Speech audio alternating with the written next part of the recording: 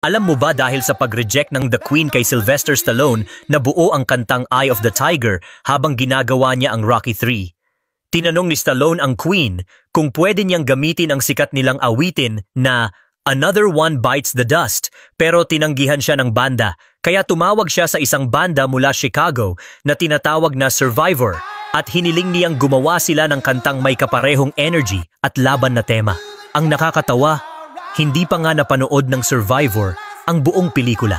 Pinadalhan lang sila ng VHS tape na puro eksena ng laban at walang tunog. Paulit-ulit nilang pinanood iyon para maramdaman ang ritmo ng bawat suntok.